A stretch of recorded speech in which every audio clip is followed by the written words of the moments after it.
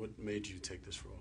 I was a lot younger when I first read it. It took a long time for it to get made, and so I think that by the time it actually did, I wasn't scared of it anymore. But at first, I thought that the character was one of the funniest and like most alive people that I'd ever read in a script, and sort of seemed really whole.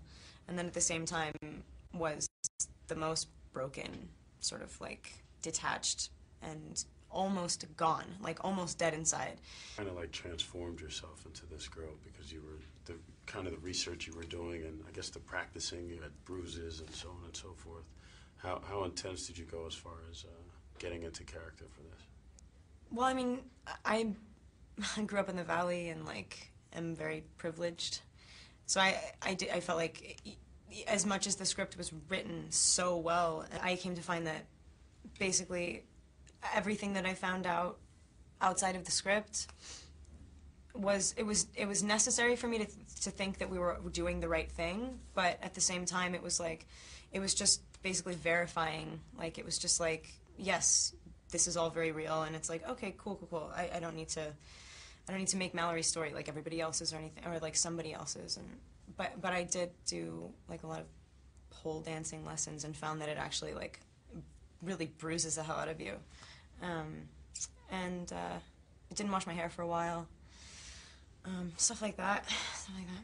Did you do some club visiting out in L.A.? Yeah, we did. It was really funny, actually. I went with Jake, the director, and our costume designer. And so it was a strange group of people to walk into a strip club in the middle of the afternoon. This guy actually offered me.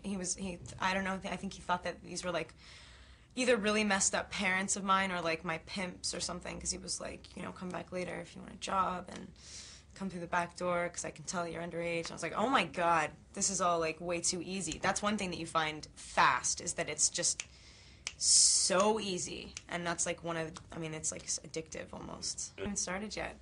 Okay. We're rehearsing in Baton Rouge. I hear there's a new villain kind of coming out to mess with you a little bit. I mean, there are a couple. There are a lot of new characters in the next one. Any you can talk about or no? Well, I mean, they haven't really been. I haven't met them yet. I can't. I mean, like there are different families. I mean, like the Denali clan are sort of, they're not enemies, but like they're like I can't wait to see. I can't wait to like meet everybody and get started. But like, to be honest, like the villains are sort of like the same villains. It's the Volturi are back. Dakota's gonna come like try to kill me again, which is gonna be fun. Yeah. And working with Gandolfini, how was that? It was good. It was really good. He intimidates everybody a lot. And I think maybe just because of like the parts that we were playing, we had so much fun together. We were like Doug and Mallory. Like, I feel like I could have like swung around. Like, it was like, Jake always told us he loves The Jungle Book, and that's also like one of my favorite movies. And it's like Mowgli and Baloo. And that was sort of like what we tried to put into the movie, tried to get like that dynamic into the movie, so we had fun. I mean, I would love to write stuff and like be more involved in like the whole process.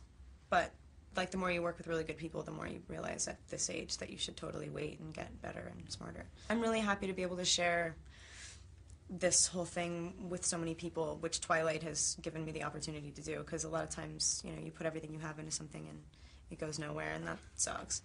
I have Twilight to thank for that. So. In dealing with all the celebrity, are you able to deal with all the rumors and all the nonsense? Everybody's matching you up with somebody.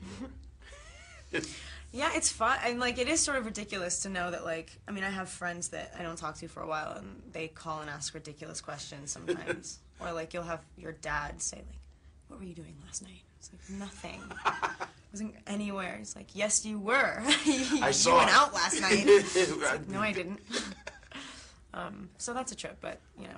What kind of crazy phone calls? I know there's the you dating Rob thing, but.